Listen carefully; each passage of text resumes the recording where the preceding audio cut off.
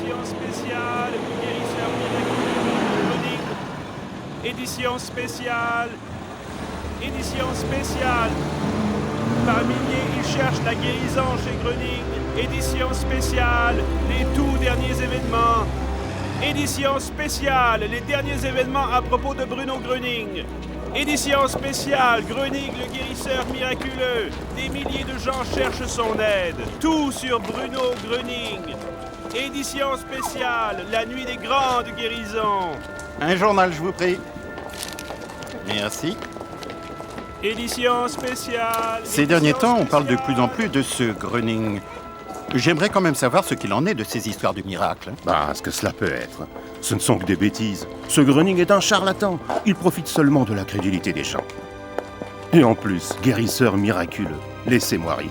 Mais tu ne connais même pas cet homme. Je peux m'imaginer que quelqu'un possède une force extraordinaire capable de produire des guérisons. Mais tais-toi donc. Tu ne crois tout de même pas à ces absurdités. Je trouve qu'elle a raison. Tant qu'on ne connaît pas l'affaire, on ne devrait pas se permettre de juger. En plus, il a l'air gentil. De toute façon, quoi qu'il en soit, il est temps de faire un peu la lumière sur cette affaire. Il faudrait que quelqu'un se donne la peine d'étudier de manière approfondie ce Groening et ses soi-disant guérisons. Qui sait tout ce qu'il pourrait en ressortir.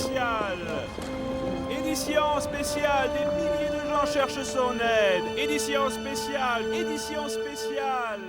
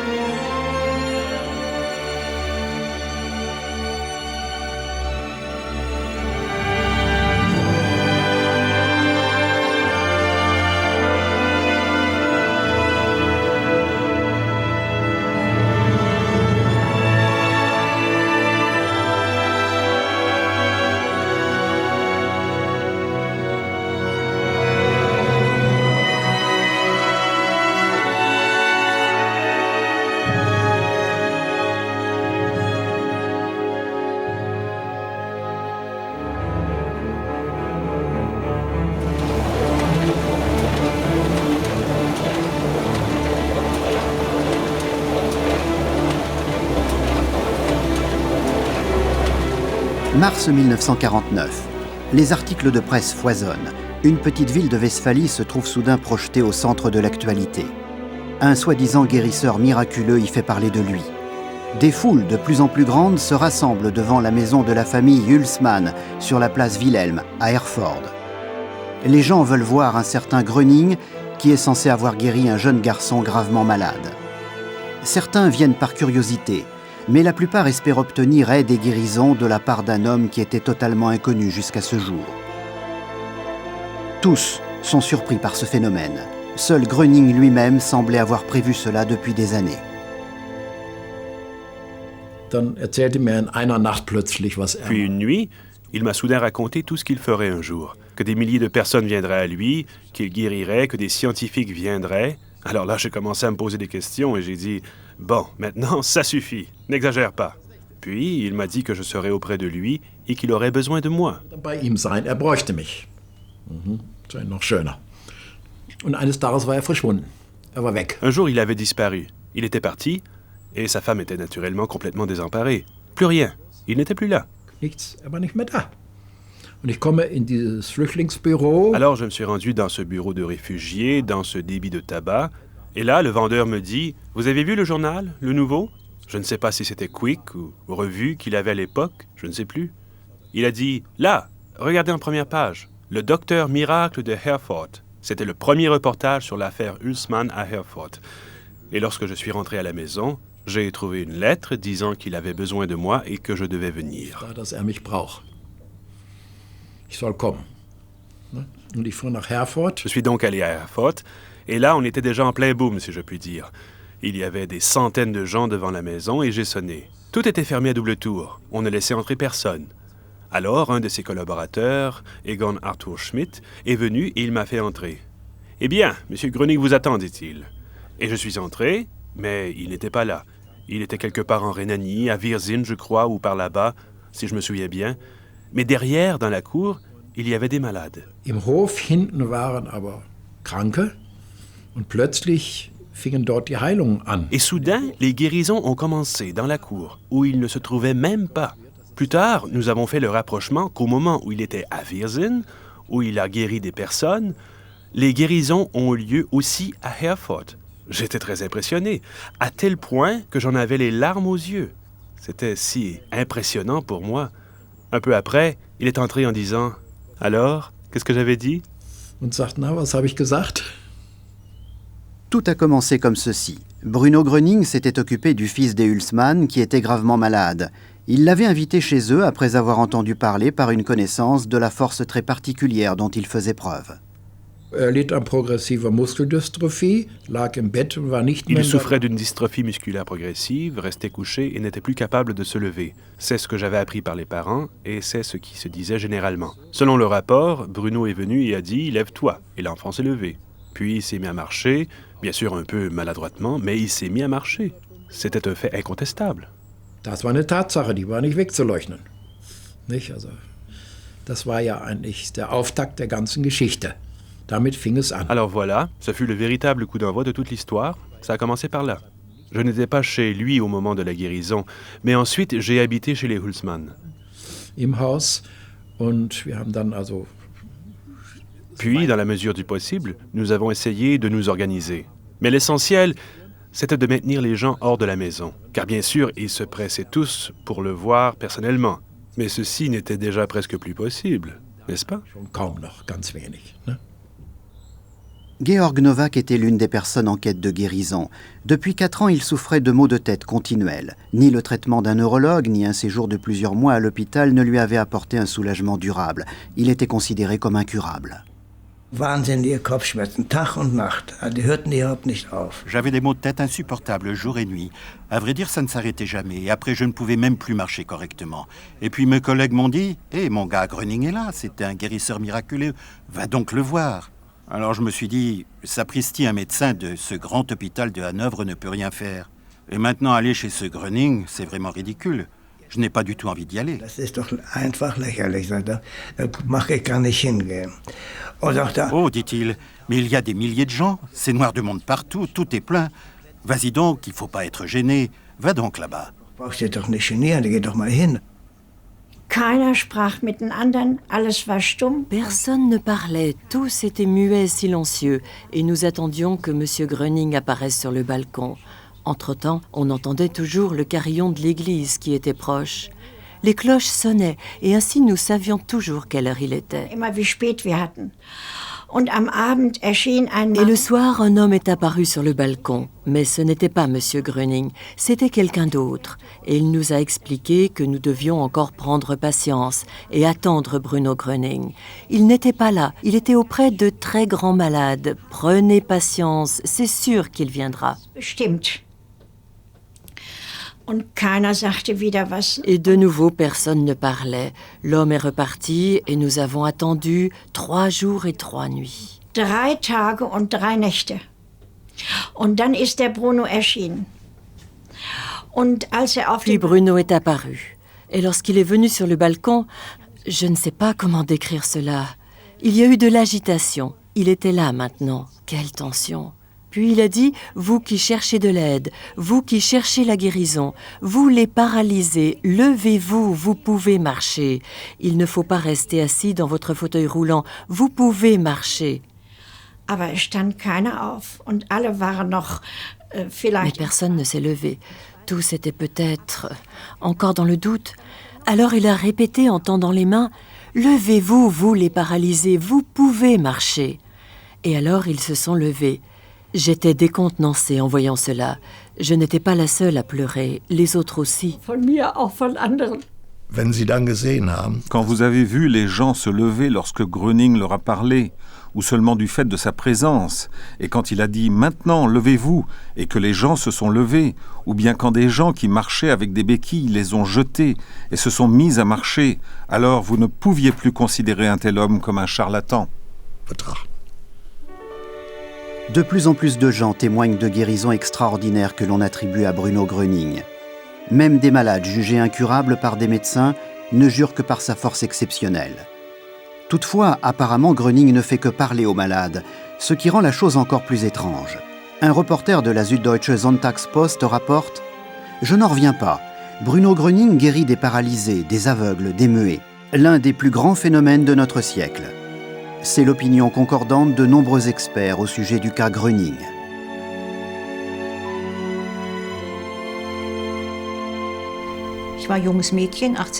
J'étais jeune, j'avais 18 ans et j'avais toujours mal au dos. À vrai dire, j'avais déjà ces douleurs dans le dos quand j'étais petite. Et par la suite, ça a empiré, parce que dans ma profession, j'étais toujours debout. Alors j'ai entendu parler de Bruno Gröning et j'ai pensé, maintenant, tu vas voir par toi-même. Und plötzlich geht ein Raunen durch die ganzen... Soudain, un murmure parcourt la foule présente et les gens disent « Gröning arrive, voilà Gröning !» Mais on ne voit personne, dis-je. Si, il est là tout au fond. C'était à 100 mètres de là. Ganz hinten, also 100 Meter von der ab. Je me tenais là et je pensais, bon, Bruno Gröning, si tu es donc ce grand guérisseur, alors aide-moi, j'aimerais être débarrassé de mon mal de dos. Je n'ai rien pensé d'autre.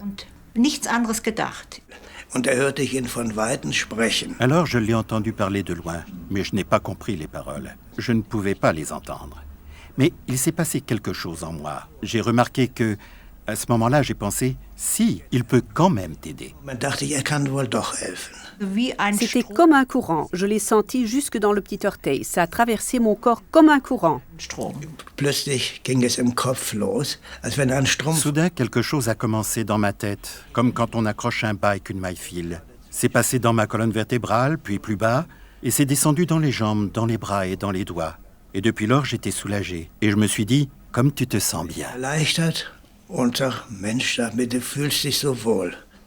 Une bonne demi-heure après, je suis partie à bicyclette à Bad Oeynhausen. C'est à une bonne vingtaine de kilomètres. Puis à la maison, ce qui faisait encore un bon bout, et mes douleurs dorsales avaient disparu. Da bin ich losgelaufen und habe Bocksprünge. Alors je suis parti en courant et j'ai fait des sauts de cabri, comme on disait jadis. Et je n'arrêtais pas de répéter « Je suis guéri, n'est-ce pas ?» Et tout est parti, j'ai chanté, j'ai dit « Ça alors, c'est extraordinaire, tu ne t'es encore jamais senti comme ça, aussi bien. » Toll. Sowas hast du noch nicht gehabt, so schön. Dann komme ich zu meinen Kollegen. Alors je suis arrivé chez mes collègues qui m'attendaient déjà. « Comment ça va alors? Qu'est-ce qui s'est passé ?» J'ai dit « Je suis guéri, je n'ai plus mal à la tête. » C'est quand même pas possible, c'est pas vrai. J'ai dit « Alors vous m'avez toujours dit d'y aller, maintenant c'est vrai, vous pouvez me croire, c'est vrai. » Jetzt ist es aber wahr. Alors tous les jours, ils m'ont demandé « As-tu encore mal à la tête ?» Non, ils ont bien vu quand je me baissais qu'alors je ne transpirais plus, n'est-ce pas? Non, c'était parti, et depuis, je n'ai plus eu de maux de tête jusqu'à ce jour. Maintenant, j'ai 80 ans et toujours rien. Je suis arrivée à la maison. Mon père et mon premier mari, avec qui j'avais déjà à l'époque des liens étroits, étaient en train de jouer aux échecs. Ma mère est venue tout de suite parce que je n'étais pas rentrée à l'heure dite, évidemment, mais un peu plus tard. À l'époque, on n'avait pas encore le téléphone, ni tout cela, et j'étais toute excitée. Il le sentait bien. Und war aufgeregt. Sie spürten das wohl. Also meine Mutter sagt, du hast geglüht, als du reinkamst. Ma mère m'a dit, tu étais toute rouge en entrant. Après, bien sûr, nous en avons parlé, et je lui ai dit, il s'est passé quelque chose de merveilleux. Tous les trois, ils m'ont seulement regardé, et j'ai raconté l'histoire telle que je la raconte maintenant. À ce moment-là, mon mari de l'époque, mon premier mari, a dit « Bah, ce ne sont que des bêtises ». Alors j'ai vraiment senti la colère monter en moi. Mais je n'ai rien dit. Je me suis retournée et je suis sortie en pensant « Il a tort. Mes douleurs dorsales ont disparu. » Meine Rückenschmerzen sind weg. Als Dankeschön habe ich ihn Pour le remercier, je lui apportais de la nourriture. Tous les jours, il recevait du courrier par sac entier. Ils étaient posés devant son entrée et je déposais la nourriture à côté, du café, du beurre, du saucisson, etc. Kaffee und Butter und Wurst und so weiter. À Herford, le courrier commençait à arriver par sacs entiers et nous n'étions absolument pas en mesure d'ouvrir ces lettres ni d'y répondre. C'était exclu. Il n'y avait pas de personnel pour ça. On n'était vraiment pas en mesure de le faire. Elles furent emballées dans des sacs, posés dans un coin comme ça, et il n'était pas possible de s'occuper de ces lettres en détail. De toute l'Allemagne, on adresse des lettres de demande à Gröning, et même de l'étranger. Le flot de personnes en quête de guérison n'en finit pas. Oui, en 1943, j'ai été blessé à bord d'un sous-marin. L'articulation de mon coude gauche a été détruite et j'ai été transporté à l'hôpital militaire de la marine à Stralsund où j'ai été opéré. Après l'opération, on a constaté que le bras ne pouvait plus bouger. Il gardait un certain angle. On a essayé de le redresser avec un sac de sable. Mit einem Sandsack den Arm zu strecken. Durch den versteiften Arm wurde ich À cause de mon bras raide, j'ai été déclaré inapte pour le service en sous-marin. C'est resté comme ça jusqu'en 1949. On ne me connaissait pas autrement. Souvent, on ne m'appelait plus que le manchot, parce qu'on aurait dit que je portais une prothèse du côté gauche. Durch einen Vetter meiner Frau wurde ich auf Bruno Gröning aufmerksam gemacht. Un cousin de ma femme m'a parlé de Bruno Gröning, et il m'a dit d'aller le voir, ce Gröning, pour mon bien. Et il m'a même emmené là-bas. Brachte mich auch dorthin. Gröning betrat den Raum. War kleiner, als ich mir vorgestellt hatte. Gröning est entré dans la pièce. Il était plus petit que je ne me l'étais représenté. Et il nous a fait un petit discours à tendance religieuse en insistant sans cesse sur le fait que Dieu lui avait donné la force d'aider. Puis, après avoir parlé environ un quart d'heure, 20 minutes, il nous a demandé si nous ressentions quelque chose. Malheureusement, j'ai dû dire que non. Les deux autres messieurs, eux, avaient ressenti quelque chose. L'un à la jambe, l'autre au cou. Die anderen Herren, zwei waren es wohl. Die hatten etwas gespürt, der eine am Bein, der andere am Hals. Und ich habe dann das Haus Hülsmann verlassen. Ensuite, j'ai quitté la maison Hülsmann, non sans avoir été invité par Gröning à me manifester à nouveau. Je suis alors rentré à la maison, je suis entré par le bas et je m'y sentais moins observé. C'est pourquoi je suis passé par la cave et non pas par la porte d'entrée. Là, j'ai essayé d'étendre mon bras, qui était comme cela depuis des années, et il s'est étendu. Zu machen, und wurde gerade. Und habe dann nur geschrien. Alors je n'ai pu que crier « Je peux le bouger, je peux le bouger !» J'ai alors monté les 2 escaliers jusqu'à la porte du couloir. J'ai tambouriné avec ma main droite contre la vitre. Je n'ai pas fait attention du tout à la sonnette, mais j'ai simplement tambouriné à la vitre tout en criant « Je peux le bouger, je peux le bouger !»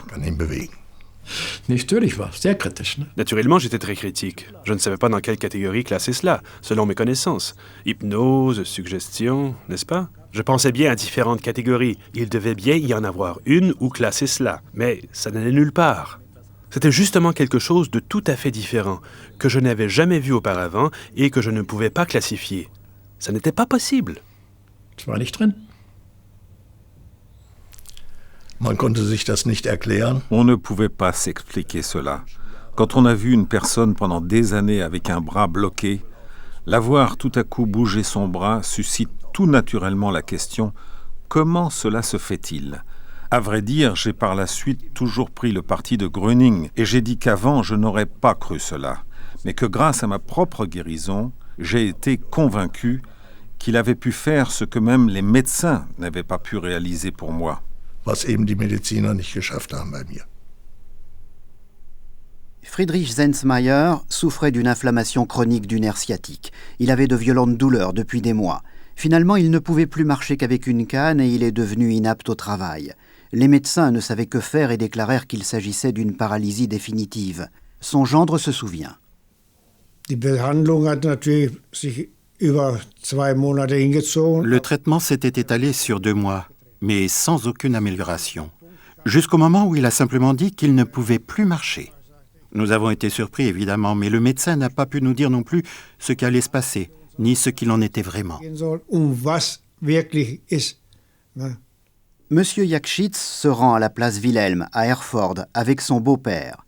Bruno Gröning s'adresse à nouveau aux personnes en quête de guérison. En fait, il ne reste là qu'une demi-heure. Friedrich Zensmayer considère tout cela comme de la charlatanerie. Oui, le lendemain, lorsque je suis rentré à la maison, ma femme m'a dit « J'ai une surprise pour toi ». Je lui dis « Qu'est-ce qui s'est donc passé ?» « Eh bien, ton beau-père est dans le jardin en train de bêcher. »« Dis donc, tu dérailles, lui dis-je. Bien sûr, je ne parlais pas sérieusement. Mais hier encore, il était mourant. Mais va donc voir. » Je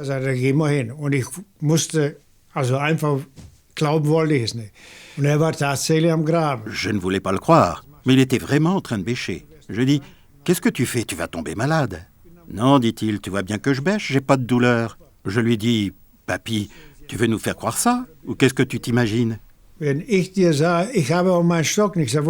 je te le dis, je n'ai pas ma canne. Elle est où? Eh bien, à la cuisine. Comment es-tu sorti? Ben, dit-il, je suis allé dans le jardin comme ça, j'ai pris ma bêche et je me suis mis à creuser.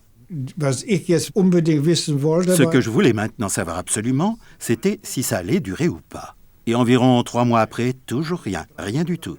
Et il a recommencé à travailler. Là, j'ai pensé, c'est pas possible. La ruée vers Bruno Gröning s'amplifie sans cesse. Beaucoup voient en lui un nouveau messie. D'autres le prennent pour un charlatan. C'est surtout le corps médical qui se montre plus que sceptique vis-à-vis du phénomène Gröning. Mon père était médecin. Parmi mes amis et dans mon entourage, il y avait beaucoup de fils de médecins. Et à la maison, ça discutait ferme au sujet du charlatan. C'est évident, médecine classique contre guérison miraculeuse. Ça ne peut pas marcher.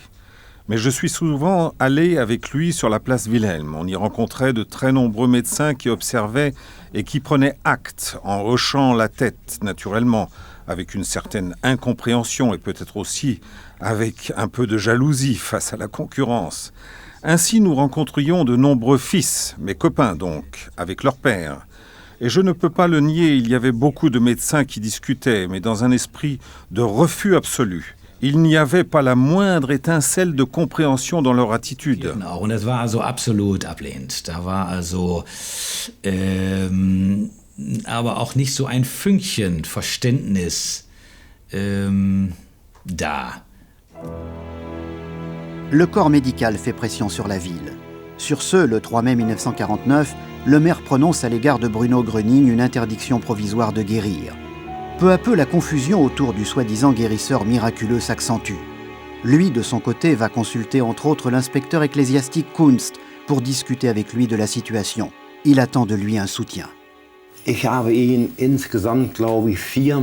eu avec lui en tout, je crois, 4 entretiens assez longs.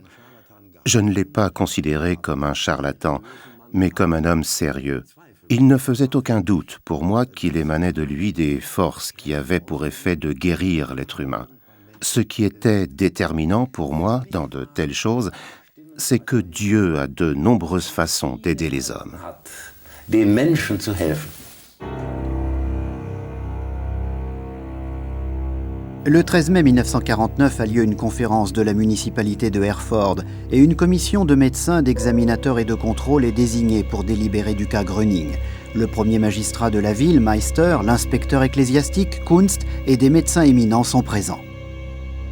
Das Gespräch war nicht von einer betonten Freundlichkeit. Le ton de la discussion était loin d'être cordial. Naturellement, ces messieurs étaient extrêmement méfiants. Nous nous sommes séparés et ensuite la ville a agi comme elle croyait devoir le faire. L'interdiction absolue de guérir pour Bruno Gröning est maintenue. Ces jours-là, de nombreux malades assaillent l'hôtel de ville de Herford. Lui-même répond aux appels à l'aide d'autres personnes dans les villes environnantes. Dans mon enfance, j'ai souffert de troubles cardiaques. Et par la suite, c'est devenu si grave que je restais assis dans mon lit des nuits entières.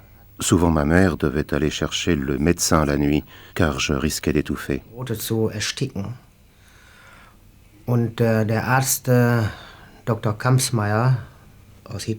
Le médecin, le docteur Kampsmeyer de Edenhausen, avait diagnostiqué une lésion de la valvule. Il disait que j'en souffrirais toute ma vie. À cette époque-là, je ne pouvais pas faire de sport à l'école. J'étais donc toujours à l'écart quand il s'agissait de sport. Ainsi, ça allait si mal que j'ai pensé que je n'en avais plus pour longtemps. Ich war also immer irgendwie im Abseits da, wenn es um Sport ging. Und dann bot sich dann die Gelegenheit. Es war also so schlimm, dass ich gedacht habe, es dauert nicht mehr lange, nicht? Und dann bot sich dann die Gelegenheit bei Bruno Gröning. Alors s'est présentée l'occasion d'aller chez Bruno Gröning. Je suis entré dans la maison où il se trouvait, ici à Zundern, dans la rue Unterenwiesen. Und dann habe ich geweint, weiß ich noch. Et alors, j'ai pleuré. Je m'en souviens très bien. Et j'ai pensé, Monsieur Gröning, s'il vous plaît, pouvez-vous m'aider, moi aussi? J'ai quelque chose au cœur. Ich hab's mit dem Herzen und so. Und dann sagte ja. Alors il a dit, mon fils. Oui, mon fils, a-t-il dit. Et il a posé sa main ici sur ma poitrine et sur ma tête. Tu peux y aller. Tu es guéri maintenant. Du bist jetzt gesund. Da bin ich rausgegangen, hab geweint. Alors je suis sorti et j'ai pleuré. Ma mère était dehors. J'ai dit, mère, maintenant je n'ai plus rien au cœur. Et j'ai pleuré. Und habe ich geweint. Und es war tatsächlich vorbei. An dem Tag war es vorbei. Effectivement, c'était fini. C'était fini le jour même. J'ai pu dormir. Et cela jusqu'à aujourd'hui. Depuis ma 14e année jusqu'à maintenant. J'aurai 60 ans l'année prochaine. Ja, das ist also, ich habe wieder Sport gemacht. Zum Beispiel war es damals. J'ai même recommencé à faire du sport. Par exemple, à l'école, autrefois, nous jouions au ballon. Oui, j'ai recommencé à faire du sport. Je n'avais rien. Je n'avais vraiment plus rien. Ça s'est maintenu, ça s'est simplement maintenu jusqu'à aujourd'hui. Es hat angehalten. Es hat einfach angehalten bis heute. Also meine Mutter hatte Lungenembolie und mit ihrem Stuhlgang. Voilà, ma mère avait une embolie pulmonaire et elle avait toujours des difficultés à aller à la selle. Ainsi, elle était restée couchée depuis déjà 6-7 semaines et elle n'allait plus aux toilettes, aucune selle. Alors les médecins lui ont fait un lavement, mais plus rien ne fonctionnait. Einlauf gegeben haben und alles aber es rührte sich nichts mehr. Also der Darm war. L'intestin était donc mort, il ne réagissait plus, si on peut dire. Et ma mère était tellement gonflée, elle avait un ventre. Vous pouvez vous imaginer après 7 semaines sans éliminer. Et les médecins avaient renoncé. Ils ne pouvaient plus rien pour elle. Und so hat sie die Ärzte aufgegeben, die konnten weiter nichts machen. Jetzt, wie Herr Gröning da nun. Alors, comme M. Gröning se trouvait chez nous, il m'a dit « Allez chercher un verre d'eau. » Holen Sie mal ein Glas Wasser. Ja, und ich an der Pumpe habe Wasser geholt. Je suis allé chercher l'eau à la pompe. « Allez, Madame Graffaren, buvez donc 1 ou 2 gorgées. » Et ma mère a bu. « Bon, dit-il, savez-vous ce que vous venez de boire? Un sang nouveau qui coule maintenant dans vos veines. » Jetzt durch Ihre Adern rinnt. Bruno Gröning insiste souvent sur le fait que le sang de l'homme est contaminé. Lui, grâce à la force divine, peut le transformer et permettre ainsi la guérison. Et le lendemain, quand je suis arrivé chez moi, mon père était resté à la maison. Et il a raconté ceci. « Je n'ai encore jamais vu ça de ma vie, disait-il. J'avais pratiquement 7 bassins pleins de ce que la mer a éliminé. Tout est sorti, tout a été nettoyé. »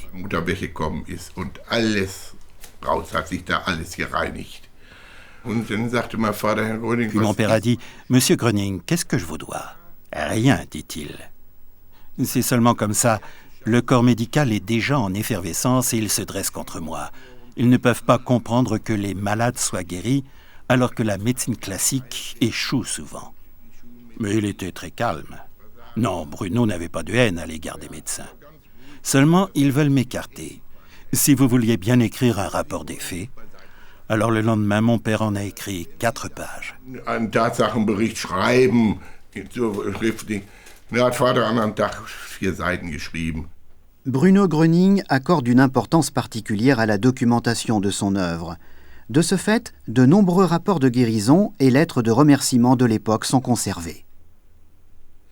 Anderen Tag kam der Arzt wieder, kam ja jeden Tag und die Krankenschwester.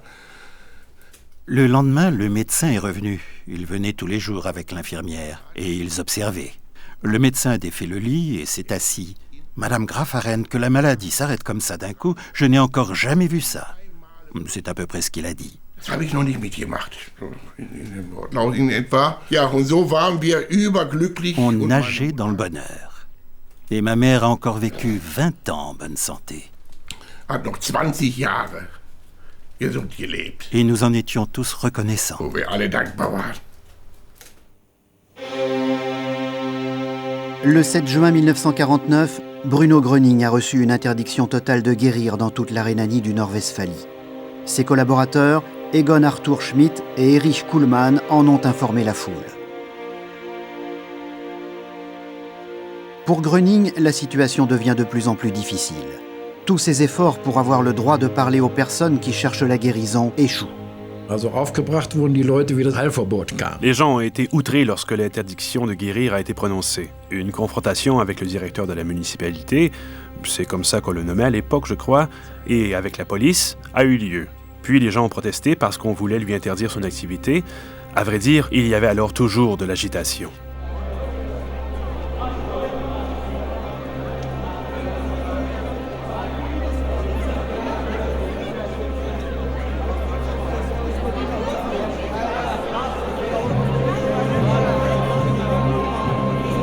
Egon Arthur Schmidt, qui documente les événements de l'époque de Herford dans son livre « Les guérisons miraculeuses de Bruno Gröning », écrit au sujet de l'évolution dramatique de ces jours-là.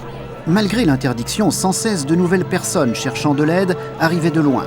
La pression de ces gens vivant dans une profonde détresse physique et psychique se faisait de plus en plus forte sur les autorités. Presque tous les jours se formaient des délégations qui se rendaient même au domicile privé du directeur municipal adjoint Wörmann, alors en poste.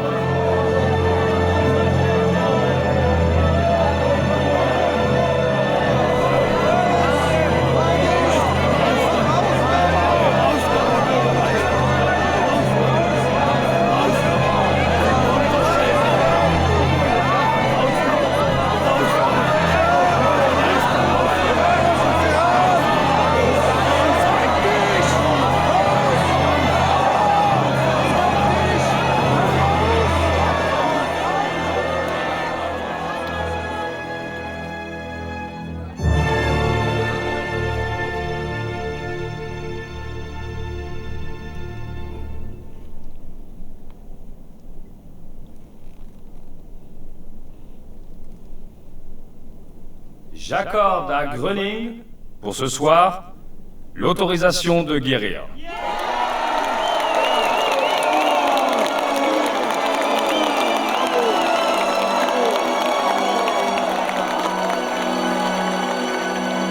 Wörmann parvient à calmer la foule et obtient qu'elle se retire. Mais l'espoir et la joie des gens qui cherchent de l'aide ne durent pas longtemps. L'interdiction est de nouveau en vigueur le lendemain.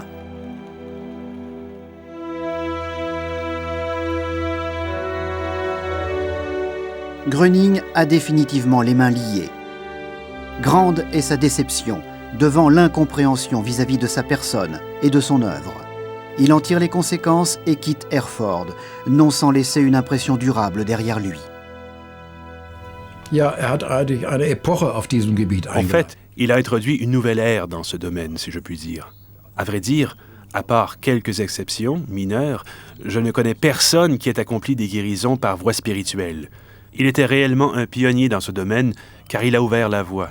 On peut observer très précisément la manière dont soudain on s'est mis à en parler et en discuter, ce qui n'était absolument pas le cas auparavant, sauf dans certains écrits théosophiques, anthroposophiques, et aussi dans quelques textes ésotériques qui existaient à l'époque, mais c'était tout. Mais lui a fait connaître tout cela. C'est devenu un sujet public de discussion, et ensuite même des scientifiques s'y sont intéressés. Wo sich dann nachher Wissenschaftler mit beschäftigten. Das fing damit an, dass meine Frau... Voilà comment ça a commencé. Ma femme a lu dans un journal ou une revue un article sur Gröning et sur ce qu'il faisait. Elle m'a donné cet article en disant « Dis donc, il faudrait peut-être faire un reportage là-dessus que nous pourrions publier dans la revue. » Seulement, nous n'étions pas les rédacteurs, mais les éditeurs. Cependant, la rédaction s'est montrée très intéressée par le sujet et prête à accepter notre proposition.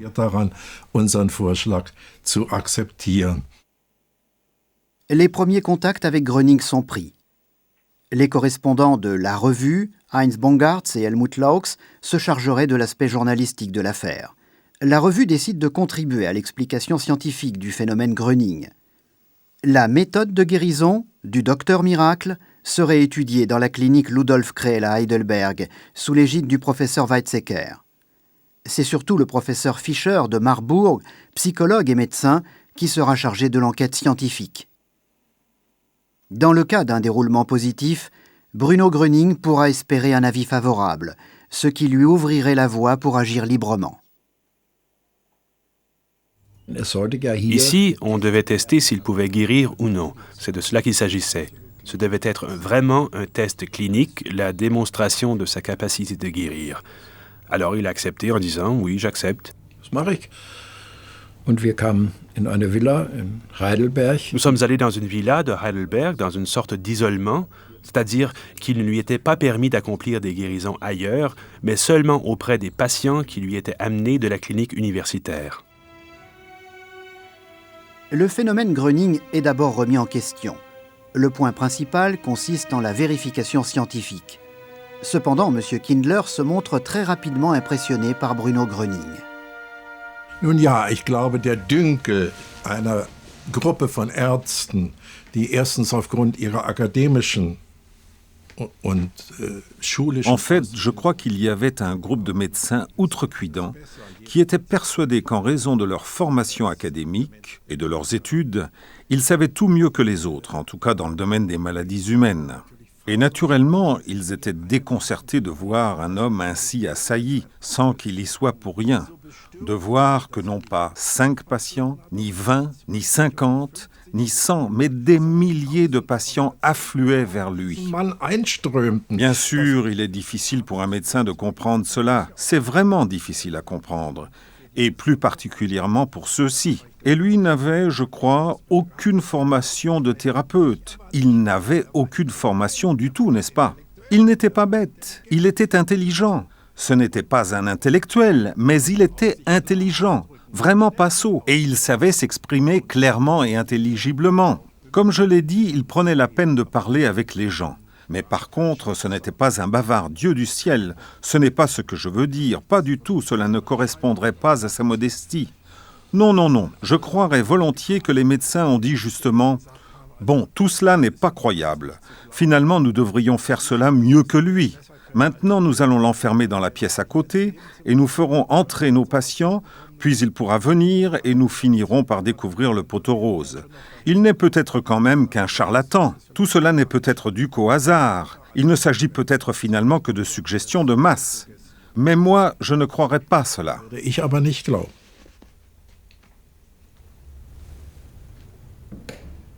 On a sélectionné des patients de la clinique Ludolf Krell parmi des centaines de demandes écrites. Ensuite, ces patients ont été amenés dans la villa, puis on les a placés en cercle. Lui se trouvait au centre. Tout a été enregistré sur magnétophone depuis une pièce voisine. C'était un grand déploiement de techniques. Ce n'était pas aussi simple qu'aujourd'hui, et plusieurs médecins se tenaient là pour mesurer la tension artérielle et le pouls. Alors, Bruno Gröning a commencé. Je ne me souviens que d'un cas. C'était une patiente qui souffrait d'une constipation chronique, dont on ne pouvait venir à bout par une méthode clinique. Et ça s'est déclenché durant la séance. Elle a même dû sortir. Während der Behandlung ging das schon los, musste sie schon raus. La guérison de Else Joost est publiée dans les journaux comme un événement extraordinaire. Mais le plus impressionnant est le cas Strobel. Depuis des années, il avait la maladie de Bechterew, qui provoquait le raidissement total de la colonne vertébrale. De plus, il souffrait terriblement en marchant et en montant. En un laps de temps très court, ses douleurs disparurent et il put bouger librement.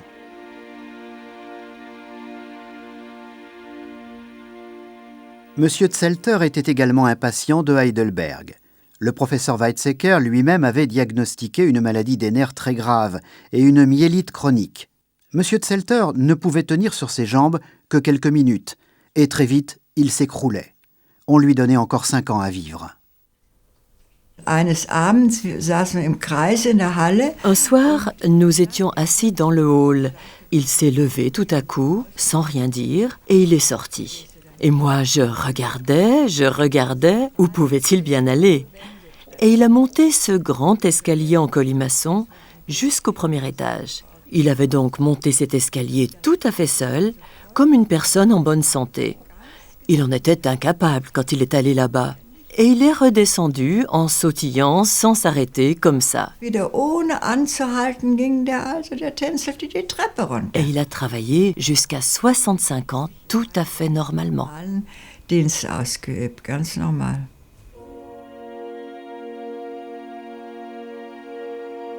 Les médecins se montrent impressionnés. Dans la revue, le professeur Fischer s'exprime de manière très positive dans un avis préliminaire au sujet des événements de l'enquête de Heidelberg. Il attribue les succès évidents des guérisons de Gröning à un don naturel. En effet, il essaie d'expliquer tout cela d'un point de vue psychologique, bien que par exemple la guérison de la maladie de Bechterew dans le cas Strobel ne puisse guère être classée dans ce domaine. Il dit: Bruno Gröning n'est ni un charlatan, ni un hypnotiseur, ni un docteur miracle, mais bien un psychothérapeute doué sans être médecin. Par une compassion spontanée, naturelle et aussi d'ordre religieux, il s'efforce d'aider les hommes atteints de souffrances morales. Il n'a pas la prétention d'être un prophète ou un messie, mais il est bien conscient d'avoir une mission.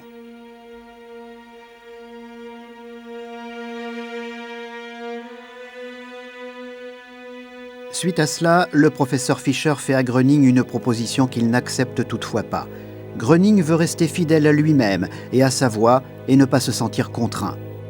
Plus tard, il écrira à ce sujet: On devait mettre à ma disposition des centres de guérison dans lesquels des médecins travailleraient aussi.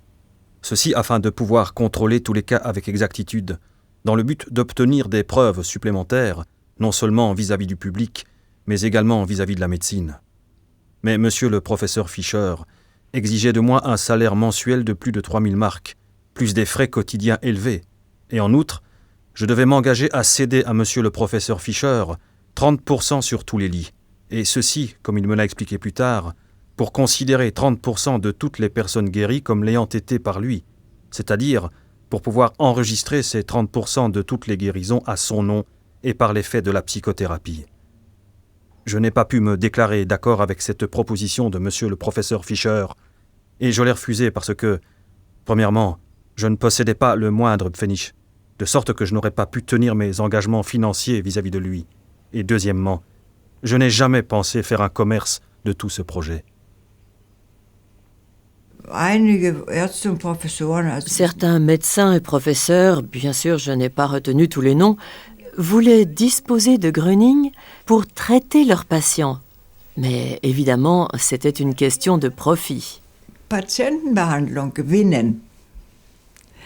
Aber das ist dann natürlich auf Profit ausgegangen. Et Gröning l'a dit un jour. Celui qui a reçu ce don, c'est un don de Dieu, ne doit pas en faire du commerce. À partir du moment où j'accepte de l'argent, ce don disparaît. Sobald ich das Geld annehme, erlischt diese Gabe. L'attitude de refus de Gröning est interprétée négativement. Il n'obtient pas le rapport d'expertise promis. Soudain, on raconte que son secret aurait été découvert. Gröning reste incompris. L'expérience du magazine La Revue est terminée. Dans le temps, nous ne faisions pas seulement des magazines, mais à l'époque, nous avons aussi commencé la maison d'édition des livres, et vous voyez un peu ce qu'elle faisait. Elle s'intéressait naturellement beaucoup à la psychologie. Il y a là une œuvre en 15 volumes, La psychologie au XXe siècle. Ces sujets me sont familiers, mais Gröning, lui, est un cas unique. Que l'on ne peut rattacher à aucune école de psychothérapie, ni de psychologie. C'est pourquoi je le dis, je pense que c'était un homme profondément religieux. Mais j'avais aussi l'impression qu'un groupe de médecins, je ne veux pas généraliser, voulait l'utiliser et l'a utilisé, et a exploité son savoir. Mais voilà, on ne pouvait pas sonder son savoir. Alors, apprendre et faire la même chose que lui, ça, il ne le pouvait pas. Cela reste un secret. Es bleibt ein Geheimnis. Bruno Gröning a dit une fois dans ce contexte : Il est grave que ce soit justement les gens qui ne comprennent rien, qui se considèrent comme savants et ne peuvent donc pas comprendre ce qu'est le savoir. Que la voie de la science ne soit pas juste à 100%, est prouvée rien que par le nombre de scientifiques qui ont refoulé les sentiments et qui ont au lieu de cela laissé parler la raison. Ce n'est certainement pas avec la raison que je peux être compris. Eines Tages sucht uns auf, sich mit uns über das, was vorhat. Voilà, un jour, il est venu nous trouver pour discuter avec nous de ce qu'il prévoyait ou ne prévoyait pas de faire. Et à l'époque, nous avions une maison à Munich avec un grand jardin. À ce moment-là, la maison nous servait en même temps de maison d'édition. C'est là qu'il est apparu, mais avant qu'il ne vienne ce jour-là, je ne me souviens plus quel jour de la semaine c'était. Nous avions rendez-vous, disons, à 3 heures chez nous. Déjà, les gens commençaient à se rassembler à partir d'1 heure ou 2 heures. J'ai essayé d'empêcher cela, car je ne voulais pas le mettre dans l'embarras. De plus, la police aussi était venue, sans doute pour l'empêcher de se présenter. Erschienen, die wohl dafür sorgen sollte, dass dort nicht etwa auftritt. Donc ils étaient dehors, devant le portail. Nous l'avions fermé car nous pensions à cette interdiction et nous ne voulions pas d'ennui pour nous, mais surtout pour Gröning. Nous savions bien qu'il avait déjà assez d'ennuis comme ça. Quand il est arrivé vers 3 heures et que nous avons ouvert le portail, les gens, dont le nombre avait augmenté entre-temps, se sont quand même engouffrés dans le jardin et la police ne les en a pas empêchés. Et nous non plus, évidemment, car nous n'avions aucun intérêt à heurter les gens. De toute façon, cela nous préoccupait de voir ces gens là-bas, qu'on ne laissait pas entrer, n'est-ce pas? Enfin bon, ils sont entrés et ils étaient dans le jardin. Et nous sommes entrés dans la maison avec Gröning. Nous nous sommes assis, ma femme, lui et moi, et nous avons eu une conversation très intense. Je ne me souviens plus exactement des détails, ou du moins très peu après si longtemps et après avoir parlé avec tant de gens. Mais l'impression était la suivante. Un homme modeste, digne de foi, d'un naturel bon, serviable, se trouve là, et nous aimerions bien l'aider dans la mesure de nos possibilités.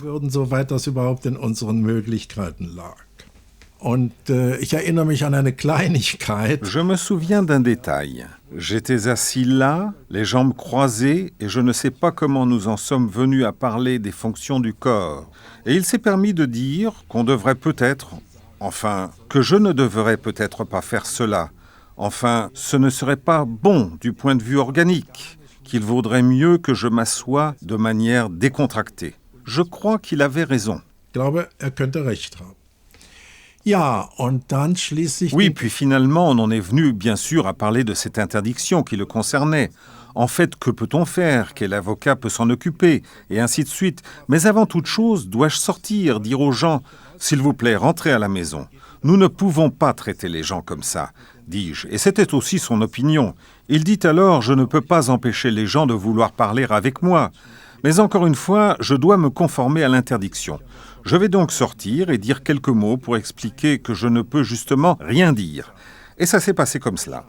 Je l'ai accompagné à l'extérieur, nous avions une grande piscine carrée dans le jardin, mais sans eau. Elle n'était pas remplie à ce moment-là. Et à un endroit du bassin, il y avait un petit escalier qui montait vers un petit promontoire où se trouvaient des sièges.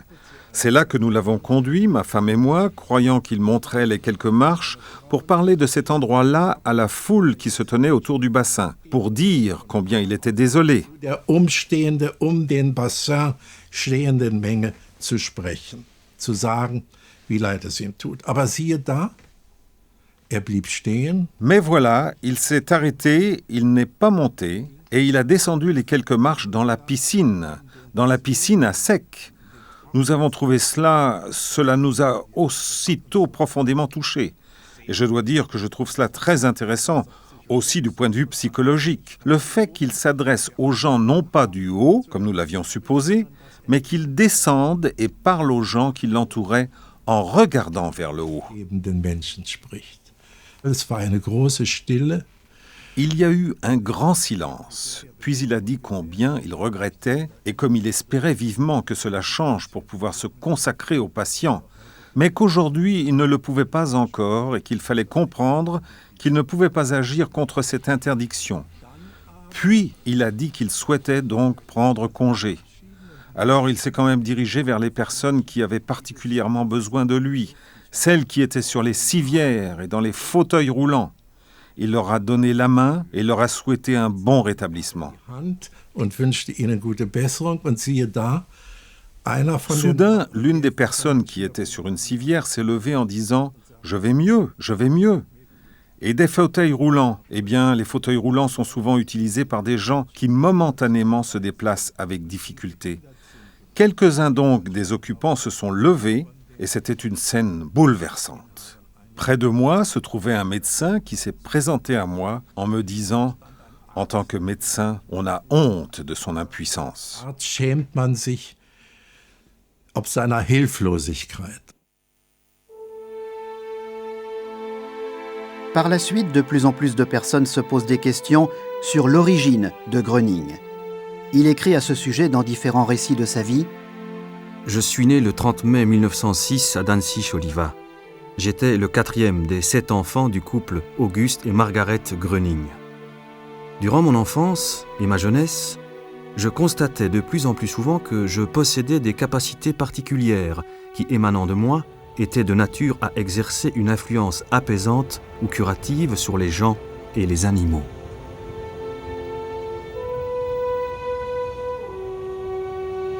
Ma relation avec ma famille était étrange et tendue. En tout cas, je ne suis pas resté longtemps prisonnier de la maison paternelle. Je m'en suis libéré très vite et souvent.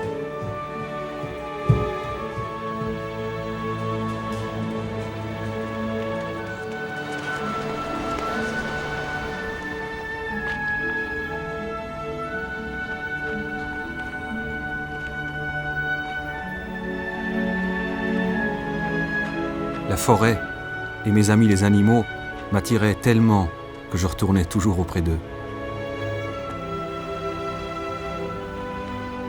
Là, j'ai fait l'expérience de Dieu, dans chaque buisson, dans chaque arbre, dans chaque animal et même dans les pierres. En peu de temps, je me suis senti en sécurité, car ici, je n'étais pas aussi seul. Dans mon enfance, j'ai aussi pu constater que les animaux, considérés généralement comme craintifs ou même méchants, se montraient bienveillants et dociles à mon égard. Je parlais à tous les animaux. Bref, nous nous entendions très bien. Je pouvais rester là et songer pendant des heures. En réalité, je n'avais aucune notion du temps et j'avais toujours l'impression que toute ma vie intérieure se fondait dans une immensité infinie.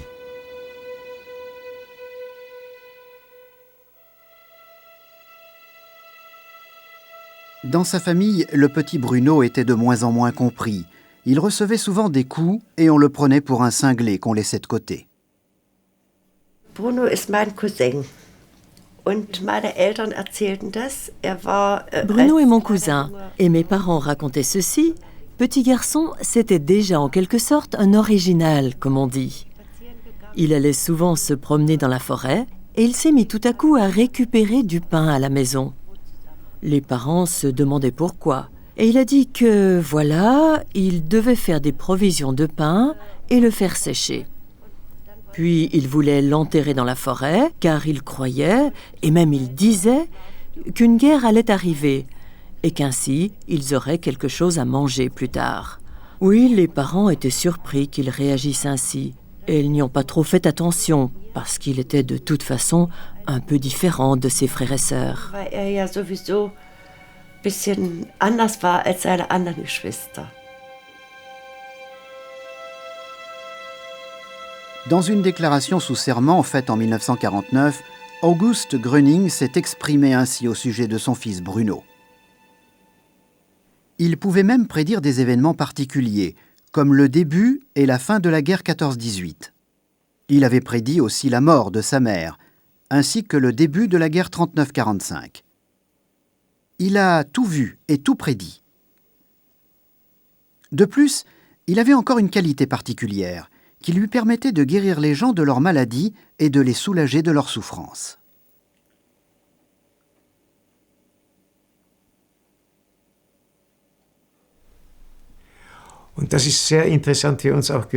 C'était très intéressant pour nous d'entendre parler de telles choses, du temps où il était petit garçon. Sa mère l'emmenait déjà dans des hôpitaux, car les patients le réclamaient. « Amène donc le petit Bruno. Quand il vient nous voir et qu'il est assis là et qu'il parle avec nous, nous ressentons un grand calme et nous nous sentons beaucoup mieux. » Kommt eine so tiefe Ruhe über uns und wir fühlen uns ganz besser.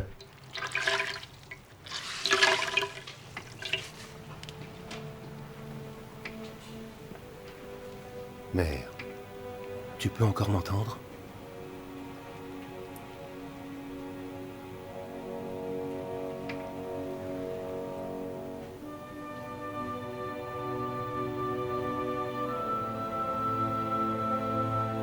Grand-mère, tu ne vas pas mourir. Tu vas bien. Bruno Gröning évoque plus loin dans ses mémoires. Déjà quand j'étais petit, des personnes malades étaient délivrées de leurs maux en ma présence. Ainsi, constamment, j'étais directement attiré par les malades.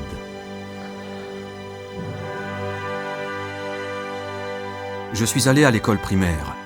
Après l'avoir quittée, j'ai entamé un apprentissage commercial que j'ai suivi durant 2 ans et demi. Mais j'ai dû abandonner cette formation à la demande de mon père, qui désirait que j'apprenne un métier du bâtiment. J'ai réalisé le souhait de mon père et appris le métier de charpentier. Cependant, il ne me fut pas possible de passer mon certificat de fin d'apprentissage, car il y avait beaucoup de chômage à l'époque à Danzig. C'est pour cette raison que j'ai dû quitter ma place 3 mois avant la fin et sans avoir pu passer l'examen final clôturant l'apprentissage, car l'entreprise dans laquelle j'étais apprenti avait dû cesser ses activités faute de commandes. Le fait que Bruno Gröning n'ait pas pu passer son examen de fin d'études en raison des troubles de l'époque lui fut souvent reproché par la suite et fut interprété comme un signe d'instabilité et d'incapacité. En 1925, à l'âge de 19 ans, il réussit à monter un atelier de menuiserie et d'ébénisterie et à se mettre à son compte. Il peut maintenir l'entreprise pendant 2 ans, mais en raison de la mauvaise situation économique qui prévaut à Danzig, il est contraint d'abandonner à nouveau. Ensuite, il s'efforce, comme beaucoup d'autres dans la période difficile d'entre-deux-guerres, de gagner sa vie tant bien que mal en acceptant tout travail qui se présente.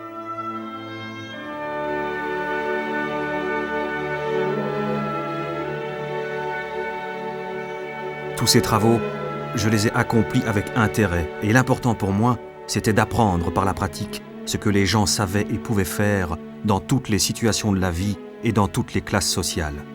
Ainsi, j'ai appris comment les gens menaient leur vie. Je ne recherchais pas seulement les plus pauvres parmi les pauvres, mais aussi les plus riches parmi les riches, afin d'apprendre comment ils vivaient. Max Brun, un ancien ami de Gröning, se souvient. C'était en 1931, quand je cherchais de toute urgence un logement pour ma famille. Notre chemin nous conduisit à la Ringstrasse 77-2, à Danzig-Langfuhr. Nous y fûmes accueillis et on nous attribua une chambre dans l'habitation de 2 pièces, occupée par Bruno Gröning. Déjà à l'époque, Bruno Gröning ne pensait jamais à lui. Ce qui importait le plus pour lui, c'était d'aider son prochain et de lui donner de nouvelles forces. C'était pareil pour lui si quelqu'un avait un souhait concernant sa santé ou s'il avait besoin d'une toute autre forme d'aide. Déjà à l'époque, on lui demandait souvent de se rendre auprès des malades. Mais quelle que fût son aide, jamais il n'a demandé un seul centime. Au contraire, il a même donné à ces gens le peu d'argent qui lui restait. Mais il y a une chose sur laquelle j'aimerais encore insister particulièrement. Il s'agit en effet de ce qui s'est passé dans le monde au cours des dernières années et aussi de la division de l'Allemagne. Même le début et le déroulement entier de la guerre se sont produits exactement comme Bruno Gröning nous l'avait prédit.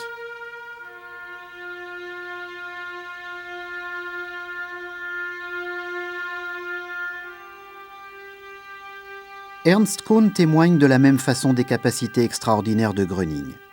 Autrefois déjà, M. Bruno Gröning avait aidé beaucoup de gens par son rayonnement et ses prévisions se sont toujours révélées exactes. Au cours des années où nous étions voisins à Danzig-Langfuhr, je ressentais déjà la force curative de Bruno Gröning. J'ai souvent été libéré de mes douleurs.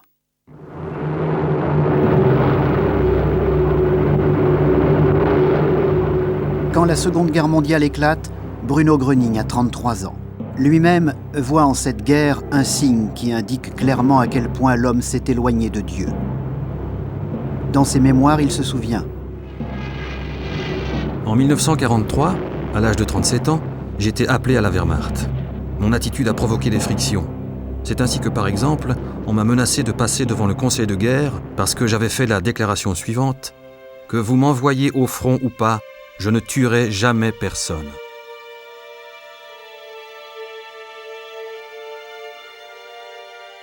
Le 5 mars 1945, Bruno Gröning se retrouve prisonnier de guerre des Russes. Là aussi, il aurait guéri de nombreux prisonniers. Mais comme il dit clairement ce qu'il pense à la direction du camp et qu'il lutte afin d'obtenir de meilleures conditions d'existence pour ses compagnons, on le considère comme un rebelle. Comme Gröning le rapporte plus tard, quelques officiers russes prennent cependant son parti et évitent qu'il soit fusillé.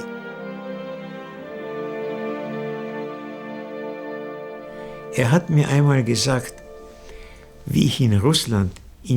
m'a dit un jour: quand j'étais prisonnier en Russie, j'ai rendu la vie de beaucoup de mes camarades plus supportable. Et les Russes eux-mêmes sont venus à moi en me disant: vous êtes un deuxième Rasputin. Sie sind ein zweiter Rasputin. J'ai bien connu M. Leis, qui se trouvait dans un camp de prisonniers avec Bruno Gröning. Il a confirmé qu'à l'époque déjà, Bruno Gröning avait aidé beaucoup de gens en leur apportant la santé et un mieux-être, et qu'il avait partagé pas mal d'expériences avec lui. Und hat vieles mit ihm erlebt.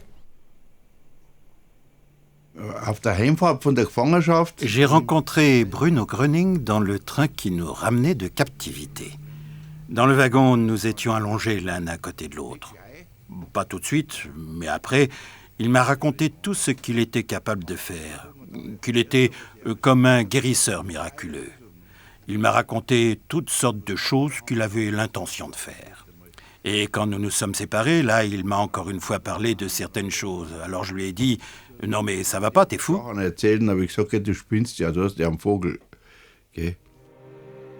En décembre 1945, Gröning est libéré de captivité. Il va à Dillenburg et fait venir sa femme. Celle-ci ne veut toutefois rien savoir de ses capacités de guérison, et peu de temps après, elle lui demande de choisir entre s'occuper d'elle seule ou des gens qui lui demandaient de l'aide. C'est ainsi qu'ils en arrivent à une séparation. Bruno Gröning poursuit dans ses mémoires: En Allemagne de l'Ouest, j'ai fondé avec des réfugiés l'œuvre d'assistance aux personnes expulsées. Je faisais partie aussi de la commission au logement, car je sentais à nouveau en moi l'obligation d'aider les gens. La guerre a laissé partout des marques profondes. Ses conséquences désastreuses apparaissent seulement maintenant. 17 heures d'attaques incessantes. Les gens devaient rester allongés sur le sol. Le lendemain, ou au cours de la nuit précédente, je ne me souviens plus, Ma main s'est paralysée. Je ne pouvais plus porter la cuillère à la bouche. Quelle frayeur, vous comprenez? Non pas que j'ai pleuré d'avoir perdu tous mes biens. On doit pour le moins s'estimer heureux de n'avoir pas brûlé avec la maison. Et cette main paralysée fut soignée, bien sûr. Nous avons fait tout ce qui était possible, mais elle est restée paralysée. Alles gemacht, was möglich war, aber sie war immer noch gelähmt. Après les jours agités à Erfurt et les expertises scientifiques à Heidelberg, Bruno Gröning est invité en août 1949 par M. Havart dans son haras au Traberhof, près de Rosenheim. Il désire surtout se retirer là-bas pour échapper à l'agitation qui règne autour de sa personne. On réussit dans un premier temps à garder secret le lieu de son séjour. Toutefois, dès que les premiers journaux ont rapporté son arrivée en Bavière, la nouvelle se répand comme une traînée de poudre. Eh bien, cela se présente bien, Madame Bernard. Je pense qu'avec les médicaments, tout rentrera vite dans l'ordre. Mais je les prends depuis si longtemps Je déjà. sais, Madame Bernard, mais faites-moi confiance. Allez, bon rétablissement et repassez me voir la semaine prochaine. Merci beaucoup, docteur.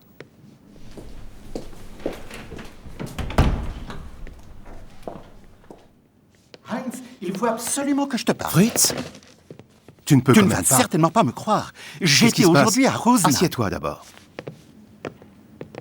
J'étais donc aujourd'hui à Rosenheim, au Traberhof. Tu ne vas pas croire ce qui s'y passe. Il y avait des milliers de gens et Gröning qui parlait. Oh, ce Gröning. Tu ne vas pas recommencer avec ça. Il y avait tant de malades en chaises roulantes sur des civières. Et soudain, quelques-uns se sont levés. Mais arrête avec ça. Si, et ils marchaient à nouveau. Fritz, Fritz, retrouve tes esprits. Tout cela n'est que comédie. Je l'ai vu de mes propres yeux. Mais ils sont payés pour. Tout ce qu'ils font, c'est simuler. T'es en train de te faire avoir. Wie ich in München war, habe ich sofort angefangen zu telefonieren zum Traberhof. Quand j'étais à Munich, j'ai tout de suite téléphoné au Traberhof. J'ai eu la chance d'avoir M. Kuhlmann au bout du fil. Je lui ai dit que tout cela m'intéressait, comme Heilpraktiker et élève du Dr Schmidt. Alors il a dit « Nous sommes contents quand des gens comme vous viennent voir ce que nous faisons. » Naja, es kamen also immer mehr Menschen. Et oui, il y avait de plus en plus de gens, jusqu'à des milliers de gens, peut-être 5000, n'est-ce pas? C'était difficile à évaluer. Et alors, les guérisons se produisaient sans doute aussi en plus grand nombre. On avait toujours l'impression que plus il y avait de monde, plus il y avait de guérisons. Menschen, je mehr Heilung. Ne?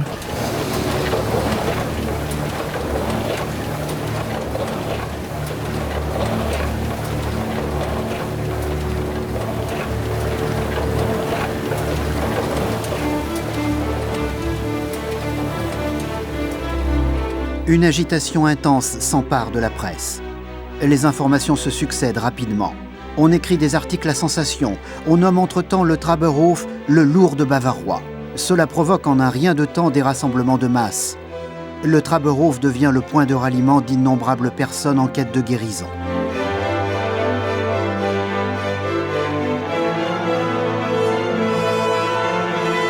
Le Traberhof passe soudain pour être le premier centre de guérison de Gröning. De partout, on entend parler de guérison sensationnelle. Schaute mich nur an, so. Il m'a seulement regardé comme ça et je lui ai montré ma main. Et ensuite, je ne sais pas, y avait-il là une table ou quelque chose comme ça? En tout cas, je tenais la main ainsi. Et soudain, mes doigts ont tambouriné. C'était un roulement de tambour, un long moment. Je suis tout à fait incapable de le refaire aussi vite qu'à l'époque. Et au même instant, la paralysie avait disparu. Cela s'est passé en une demi-heure vraiment. Nous étions tous deux très contents parce qu'il se réjouissait toujours d'assister personnellement à un changement aussi rapide et c'était vraiment un grand cadeau pour moi. Und das war wirklich ein großes Geschenk für mich. Alle Anwendungen. Tous les soins, bains de plantes, médicaments, exercices, tout cela n'avait servi à rien. Le choc de cette nuit de bombardement s'était tellement imprimé dans mes membres. Non, là on peut vraiment parler d'une guérison particulière. Da kann man wirklich von einer besonderen Heilung sprechen. Le Traberhof devient un événement à l'échelle mondiale. Jusqu'à 30 000 personnes se rassemblent certains jours sur le terrain du haras.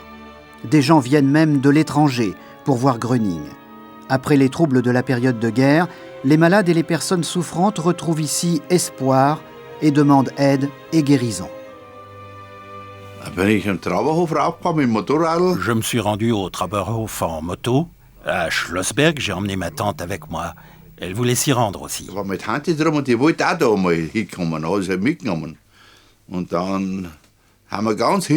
Nous étions debout, tout au fond. Il y avait 10 000 personnes, je ne sais plus. C'était une foule immense. Quand il est sorti sur le balcon, il faisait déjà nuit, les lampadaires étaient allumés.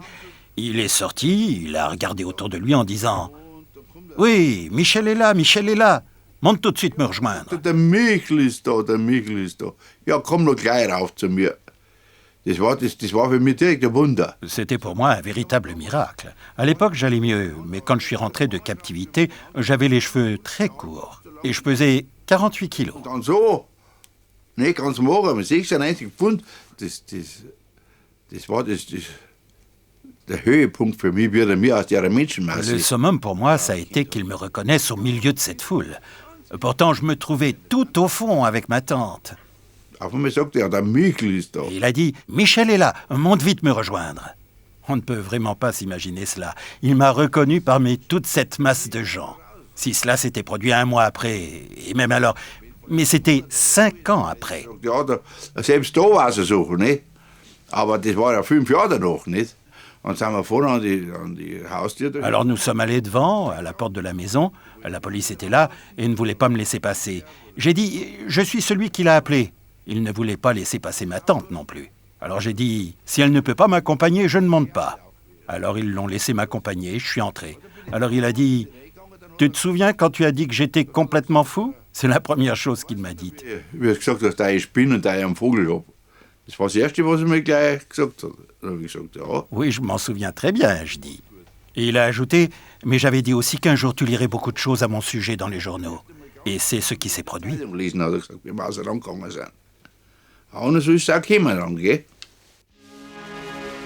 Même les actualités hebdomadaires rapportent les événements du Traberhof. Le nouveau slogan du jour, Bruno Gröning, l'homme qui, avec ses étranges guérisons, a fait sensation tout d'abord à Erfurt en Westphalie, puis a déménagé à Rosenheim en Bavière. Depuis, les foules en quête de guérison ainsi que beaucoup de curieux campent nuit et jour devant le Traberhof, demeure actuelle et lieu d'action de Gröning. Les forces singulières de Gröning, la divulgation des guérisons obtenues jusqu'alors et la foi grandissante de ses fidèles allant parfois jusqu'à l'extase ont fait du cas Gröning un phénomène très controversé. Les scientifiques sont dans l'expectative, surtout en ce qui concerne la persistance de l'action curative de Gröning. Des scènes comme celle-ci sont des épiphénomènes du culte Gröning, souvent provoqués par l'influence de tiers. Pourtant, tous attendent pendant des heures et souvent même des jours entiers. Des gens accablés par toutes sortes d'infirmités sont accroupis en rangs serrés et silencieux. Et c'est seulement au moment où Gröning apparaît qu'un mouvement s'empare de la foule en souffrance.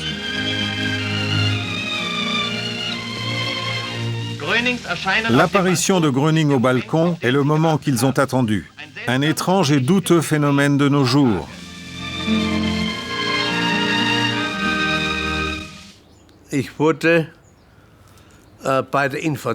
J'étais radiotélégraphiste dans l'infanterie et le 4 juillet 1943, j'ai été grièvement blessé. Il serait impossible de dénombrer toutes mes blessures. En tout cas, j'étais grièvement blessé.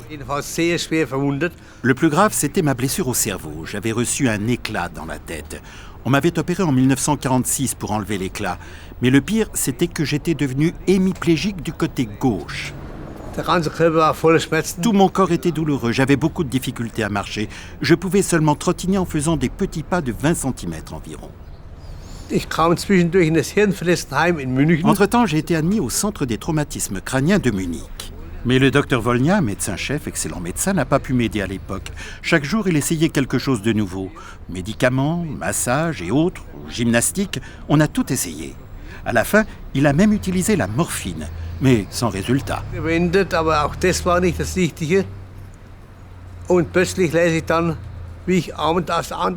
Et soudain, en revenant de la prière du soir, je vois un de mes camarades assis à la fenêtre, en train de lire le Bild-Zeitung qui portait en gros titre « Bruno Gröning a secouru ». Cela m'avait tellement fasciné, le fait de penser à Gröning. C'est pourquoi j'ai demandé à ce camarade s'il voulait bien m'accompagner le lendemain.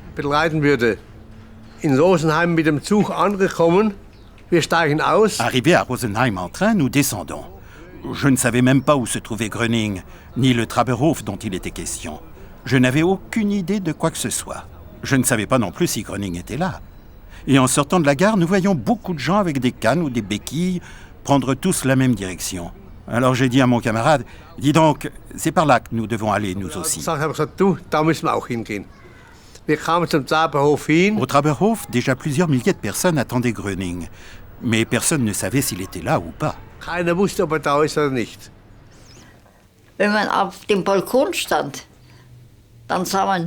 Du balcon, on ne voyait que des gens. Ça grouillait de gens.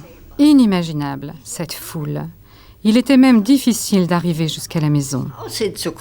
Gröning est sorti sur le balcon et s'est appuyé sur la balustrade, bien calé sur ses deux bras fort écartés. Je n'oublierai jamais cette image. Aber für mich ist das Bild nicht mehr wegzudenken.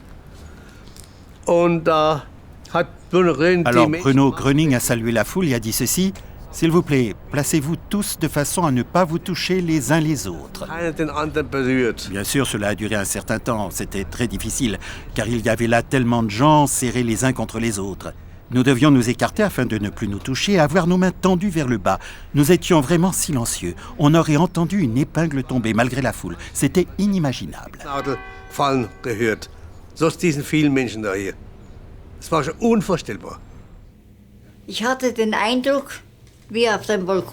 Quand il était sur le balcon, j'avais l'impression qu'il était conscient de sa mission.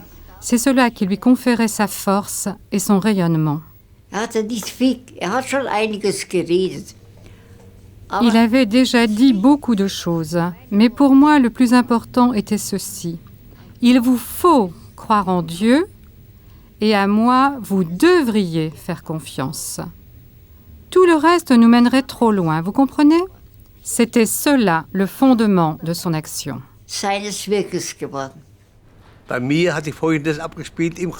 Il s'est passé ceci dans mon corps. J'ai ressenti une très forte chaleur à l'intérieur. J'ai senti mon sang, mon pouls qui battait très fort. J'avais l'impression d'entendre le pouls et le bruissement du sang dans mon corps.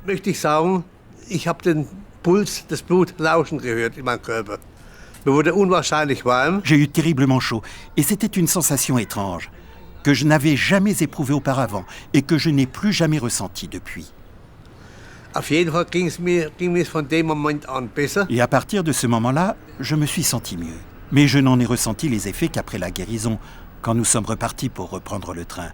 Je pouvais à nouveau faire des pas normaux, alors qu'avant je ne faisais que trottiner. Mon copain n'avait plus besoin de m'aider. Je pouvais marcher normalement. Par moments, j'ai même porté ma canne et j'ai pu marcher sans. Mon camarade m'a dit « Que fais-tu là ?» Je lui ai dit « Ah, je me sens tellement bien, je peux à nouveau marcher sans canne. » Il a été étonné. Et quand nous sommes rentrés, la nouvelle s'est répandue comme une traînée de poudre au centre des traumatisés du cerveau. Tous étaient au courant et très surpris que je puisse subitement remarcher comme ça. À partir de ce moment, le médecin n'a plus dû me donner de médicaments, plus de morphine, plus rien. Je n'ai plus besoin de rien. Et cela s'est maintenu. Depuis, je n'ai plus jamais été vraiment malade.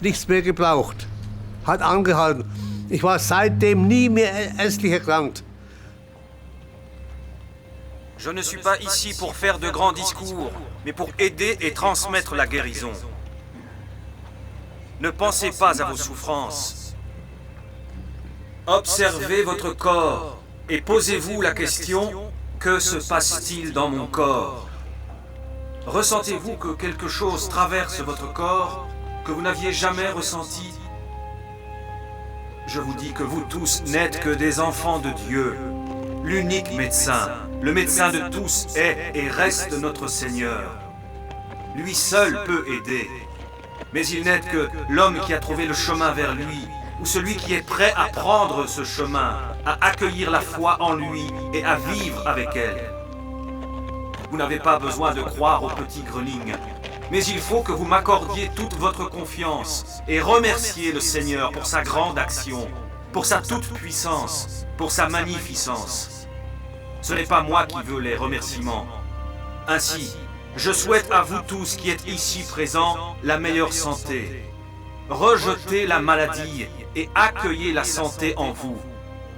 Ceci se produit au nom de Dieu. Le meilleur, le plus grand cadeau en cette vie terrestre n'est pas la richesse, ni l'argent, mais bien la santé. Je vous appelle à l'ordre. Je veux que vous meniez une vie saine, une vie bonne, telle que Dieu l'a déterminée, et que vous ne vous préoccupiez plus du malin, du mal, que vous ne vous en accommodiez pas, non, que vous le chassiez.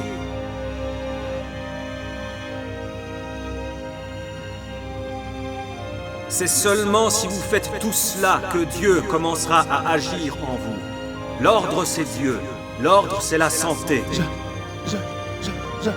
Je peux voir. Je vois. Tenez, regardez, je vois. Les yeux, tenez. Je me souviens encore d'un cas, un aveugle qui s'est mis tout à coup à crier dans la foule « Je peux voir, je peux voir !» Eh bien, je l'ai fait monter pour me convaincre. Il faisait nuit, j'ai demandé « Combien y a-t-il de fenêtres éclairées là dans cette maison ?» et ainsi de suite. Et il a répondu. Plus tard, je suis retourné voir cet homme parce que nous avions besoin de témoins pour un procès à Munich.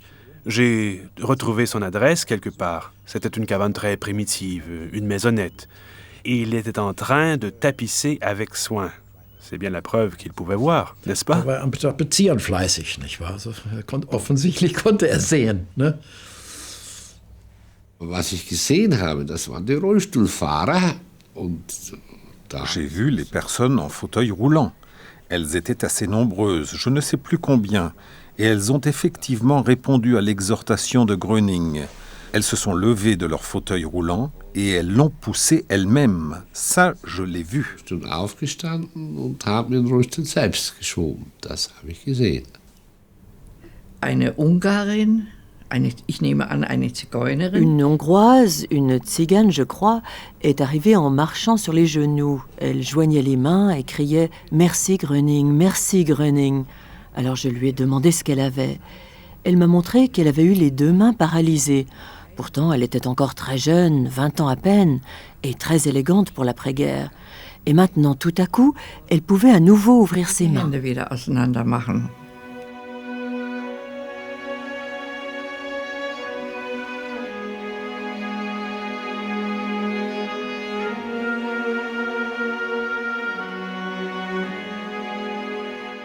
Im Pferdegestüt am Gatter habe ich mich da ein bisschen zum Ausruhen. Au haras, je me suis un peu appuyée contre la clôture pour me reposer, car on ne pouvait pas s'asseoir. Puis un homme est arrivé. Il voulait sauter par-dessus la clôture pour les chevaux, et il a sauté. Ça faisait au moins un bon mètre, 1,20 m. D'une main, il se tenait à ce piquet, puis il a sauté par-dessus. Ich sprang rüber, sagte, na, Sie sind hier ja fehl am Platz. Was machen Sie denn hier? Ja, sagte, ich bin die ganze Woche. J'ai dit, alors, vous n'êtes pas au bon endroit, que faites-vous donc ici? Oui, dit-il, je suis ici depuis une semaine. Ça devait être jeudi ou vendredi. Et dimanche, j'y suis allée pour la première fois. Et tout à coup, j'ai pu marcher. Ce n'est pas possible, ai-je dit. Si, dit-il, j'étais paralysée. Alors il a ouvert son portefeuille et il m'a montré une photo sur laquelle on pouvait voir qu'il était gravement handicapé. D'ailleurs, on le voyait avec ses 2 béquilles. Et il a ajouté « Maintenant, cela fait 4-5 jours et je peux marcher, je n'ai plus besoin de béquilles. » S'il ne m'avait pas montré sa carte d'invalide, je ne l'aurais pas cru. Oh, il était rayonnant de joie. Je dis qu'il a reçu une force énorme. Il avait au moins 50 ans. Sauter comme ça par-dessus la barrière, certains jeunes n'en seraient pas capables. C'était impressionnant. Das war schon beeindruckend.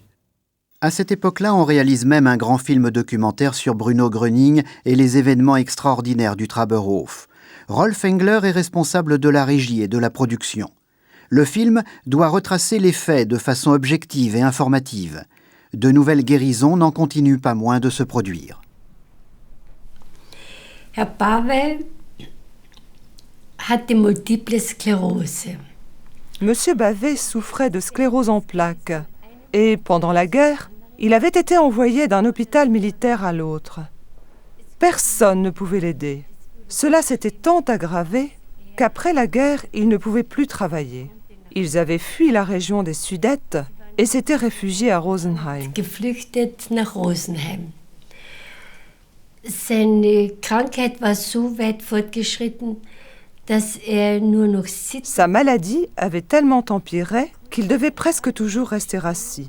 Il pouvait tout juste tenir debout.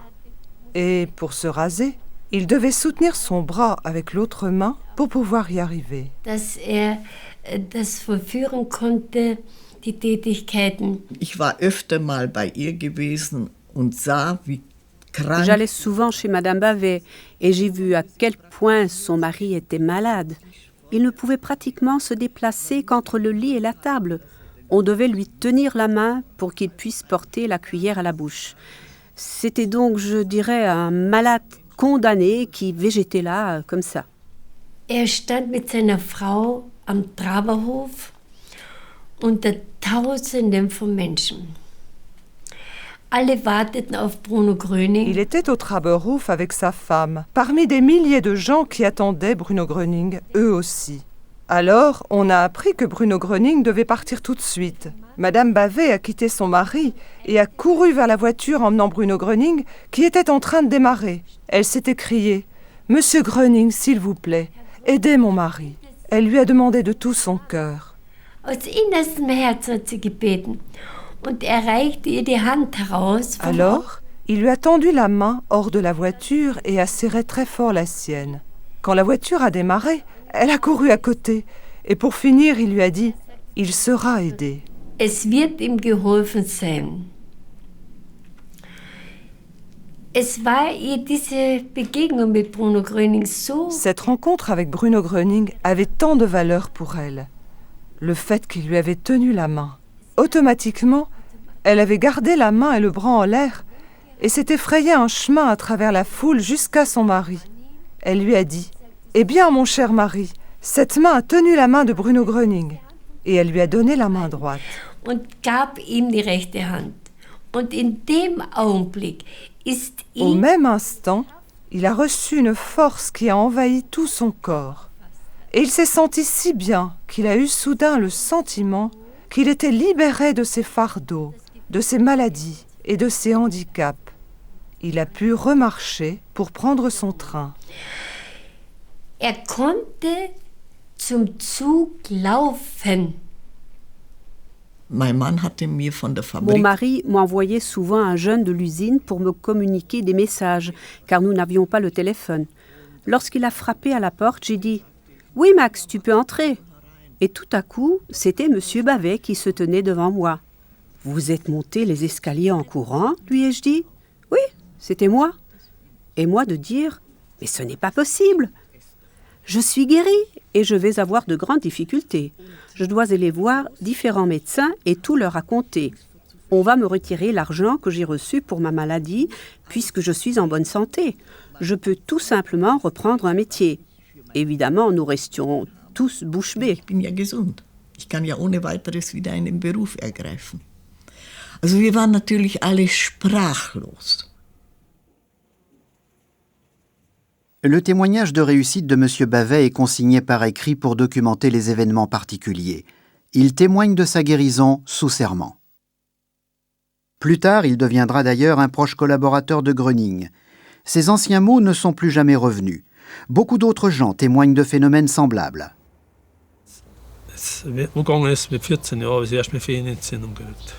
À 14 ans, j'ai eu des phlébites. J'avais des douleurs à en perdre connaissance. Suite aux phlébites, j'ai fait une embolie pulmonaire, des caillots de sang dans les poumons. 3 jours plus tard, j'ai perdu connaissance.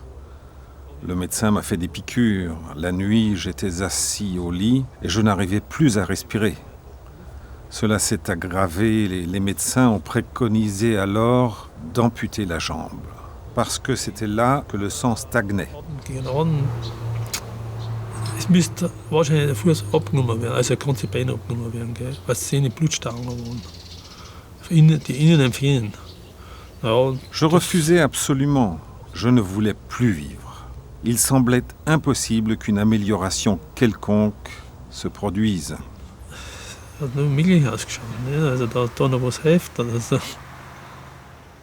Monsieur van der Witz est une des nombreuses personnes venues chercher la guérison au Traberhof. Il se trouve au milieu de la foule et espère quand même encore recevoir peut-être une aide par Bruno Gröning. So ungefähr eine Stunde, da ist mir so gut gegangen dann und mir wohl gefühlt und leicht. Une heure plus tard, j'allais si bien. Je me sentais calme et léger. La pression intérieure et toutes mes souffrances avaient disparu. Dès alors, j'étais très bien. Je pouvais à nouveau dormir la nuit, je n'avais plus de difficultés avec mon cœur ni ma respiration. Entre-temps, le médecin du village avait déménagé. Plus tard, il a demandé un jour à ma mère si j'étais encore en vie. Ma mère lui a dit « Oui, il va bien ». Il n'en revenait pas. Der ist von Staunen nicht mehr rausgekommen. Ja, noch mit 50 Jahren, ich war schon 50 Jahre. À l'âge de 50 ans, je demande un jour à ma mère pourquoi à l'époque je n'avais pas eu la ferme. Les médecins avaient dit que je vivrais 30 à 35 ans au plus.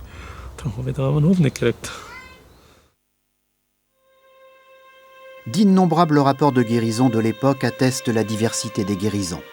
Elisabeth Schwert était sourde de l'oreille droite depuis 20 ans. Elle a été guérie, bien que son médecin traitant lui ait expliqué qu'il était exclu qu'elle retrouve l'ouïe. Madame Lescheider s'est guérie de la maladie de Bechterew. Au Traberhof, Hugo Parolke est guéri de rhumatisme très ancien et de douleurs dues à une sciatique. Zenta Saltner, âgée de 57 ans, est guérie du bégaiement dont elle souffrait depuis l'âge de 6 ans. Madame Krusinos-Mina est guérie de douleurs névralgiques qu'elle avait depuis 10 ans. Hans Schönauer est guéri d'une sclérose en plaques remontant à 11 ans. Il marche maintenant facilement sans canne. Lina Brandl obtient également une guérison. Elle avait eu pendant 10 ans une coxarthrose des 2 hanches et avait été déclarée incurable. Johann Schäfer est guéri au bout de 13 ans de très douloureuse végétation au duodénum et d'une importante descente de l'estomac.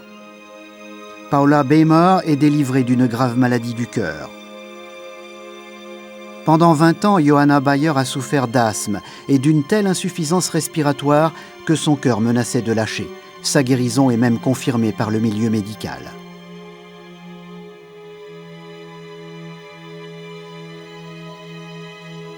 Depuis 30 ans, Franz Neerkorn avait la poliomyélite.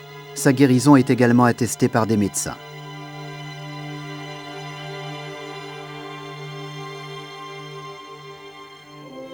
Le 31 août 1949, dans la salle de jeu du Traberhof, Bruno Gröning tient une conférence de presse qu'il a convoquée lui-même. Il prie les journalistes de relater les faits de façon objective et fidèle à la réalité et de cesser de publier des articles à sensation. Quelque temps après, on publie dans certains journaux une prise de position positive du ministère de Bavière à propos de l'affaire Gröning. Le ministre-président Erhardt déclare qu'on ne devrait pas laisser l'action de l'exceptionnel phénomène Gröning échouer à cause de textes légaux. On considère l'œuvre de guérison de Gröning comme un acte d'amour gratuit. Entre-temps, les guérisons se poursuivent au Traberhof. Im Ort, da war eine Frau, die war blind. Die Frau Haberland hat die geheißen. Il y avait au village une aveugle, Madame Haberland. Un homme du village voisin avait perdu la vue pendant la Première Guerre. Et ils m'ont dit de les emmener. Probiert nicht. Dann haben sie gesagt, ich soll doch mitnehmen raufgehen. Und wie ich dann zu ihm reingehe... Quand je suis entré, il me dit « Je t'avais pourtant bien dit de n'amener personne. » Je dis « Ils m'ont tellement supplié que je ne pouvais pas dire non. » Dann haben sie mitgefahren. Und dann sind die draußen im Flur, im Korridor da draußen, da war ein Ding, eine Mauer. Dans le couloir, il y avait une baie avec un rideau. Und da draußen war eine Bank und da haben die zwei Hand da drauf gesetzt. Und dann ist Tous deux étaient assis sur un banc dehors. Puis il est sorti. Il a écarté le rideau pour regarder. Puis il est rentré. Il m'a dit « La femme voit à nouveau. Mais l'homme ne voit plus, car les nerfs optiques ont été abîmés pendant la guerre. » Die Frau, die sieht schon wieder, hat er gesagt. Aber der Mann, der sieht nicht mehr. Das sind die Sehnerven hin. Das ist vom Krieg irgendwie, hat er gesagt, oder was. Das sind die Sehnerven kaputt. Aber die Frau, die sieht wieder, aber die müssen da öfters kommen, hat er gesagt. Na, hat mir die Pian reingeregt. Und dann ist La femme voit de nouveau, mais elle devra revenir plusieurs fois encore. Intrigué, je suis allé la trouver. Elle m'a dit « Oh, Michel, maintenant je vois à nouveau, il y a un loulou blanc qui gambade. » Au Traberhof, il y avait bien un loulou blanc. Puis elle a dit « Oui, maintenant je vois de nouveau, il faut que j'aille tout de suite aux toilettes. » Elle voyait, effectivement. Je suis descendu à l'auberge où se trouvaient son fils et son gendre. Je leur ai dit que leur mère voyait à nouveau. Ils en étaient très heureux.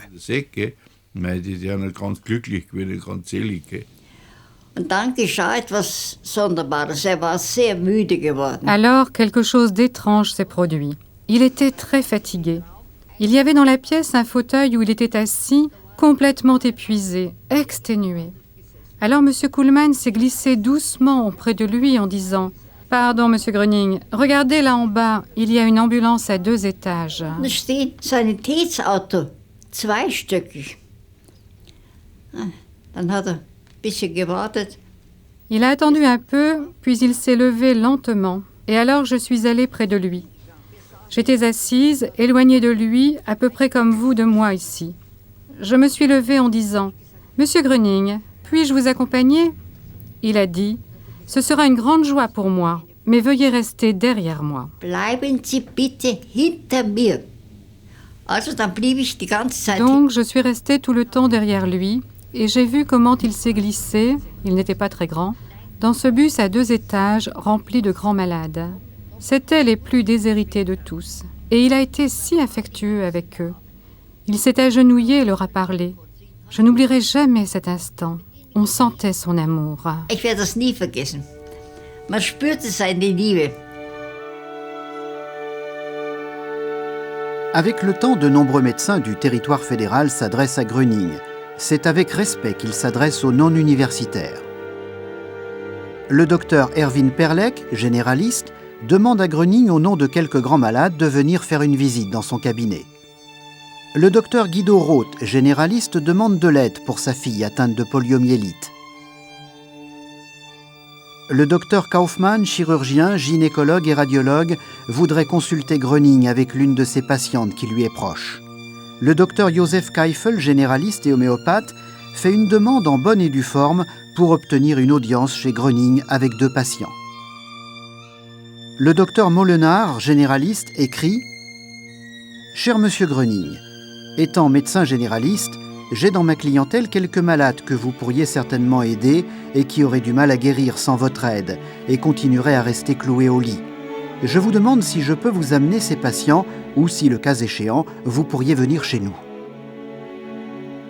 Le docteur Oskar Fett invite Gröning à visiter son institut de médecine douce, Kneipp. L'association allemande des Heilpraktiker du Schleswig-Holstein demande à Gröning de pratiquer la guérison à distance.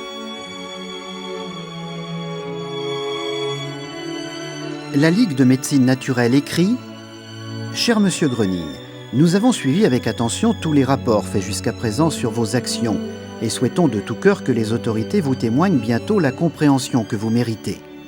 Et ce sont spécialement les représentants de la médecine naturelle qui peuvent témoigner du parti pris de la bureaucratie allemande depuis des années dans ce domaine. » Le docteur Tsetti aussi s'adresse à Bruno Gröning. Il avait une attitude très positive, le docteur Tsetti. Et Gröning est allé aussi, chez lui, dans son cabinet. Le docteur Tsetti allait souvent au Traberhof. Et il était très impressionné et absolument convaincu. Je ne peux pas dire autrement. Le docteur Tsetti, médecin généraliste de Munich, avait déjà pris contact avec Gröning. Il écrit dans un article « Le phénomène Gröning m'a tellement intéressé que depuis de nombreuses semaines, j'ai passé beaucoup de jours et même beaucoup de nuits aux côtés de Gröning. Grâce au contact personnel et à la plus grande concentration, il parvient à guérir en peu de temps des malades souffrant des maux les plus graves, même des aveugles. Ou du moins, il arrive à atténuer leur souffrance. Ça, je l'ai moi-même vécu. »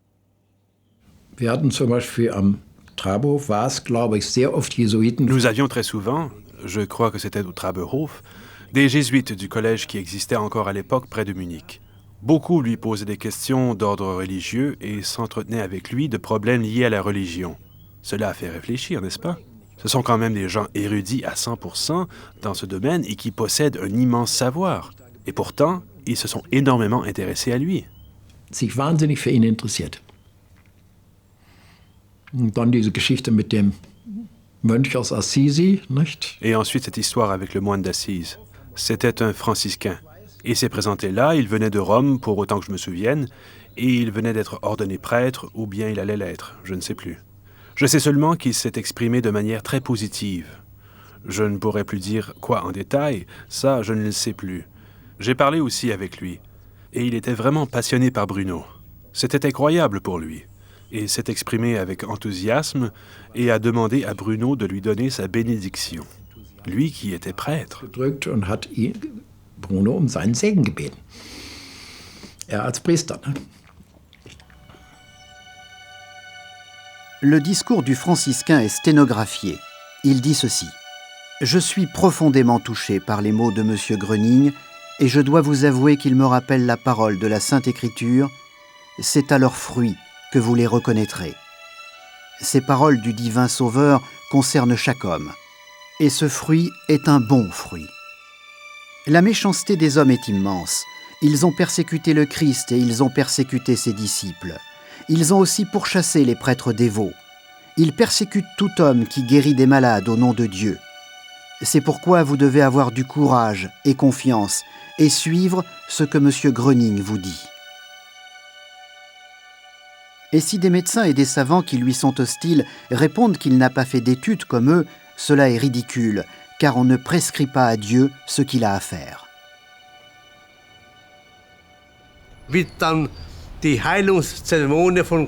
Quand les cérémonies de guérison de Bruno ont été terminées, des prêtres catholiques et protestants ont entonné le chant catholique « Dieu très grand, nous te louons » et toute la foule présente les a accompagnés. C'était incroyablement émouvant.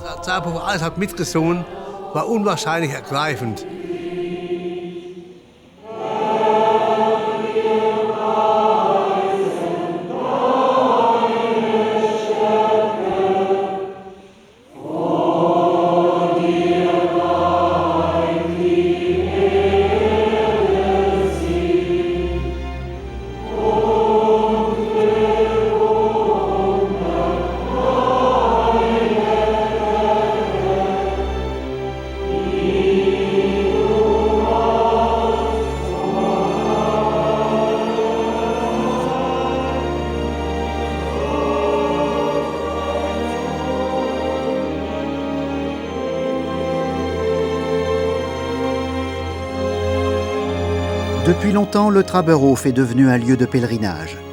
Les gens sont très touchés par l'annonce d'innombrables guérisons que l'on attribue à Bruno Gröning, et ils y puisent un nouvel espoir. Les témoignages se répandent dans toute l'Allemagne comme une traînée de poudre. Même à l'étranger, Gröning n'est plus un inconnu. Que ce soit par curiosité, par goût du sensationnel ou dans la recherche véritable d'une guérison, les gens affluent au Traberhof en foule de plus en plus nombreuse. Ce à quoi lui-même n'avait jamais aspiré, mais qui fut déclenché par les informations sensationnelles des médias, atteint son apogée. Mais ces rassemblements de masse éveillent aussi des forces contraires. Et bientôt déjà, le vent va tourner pour Bruno Gröning.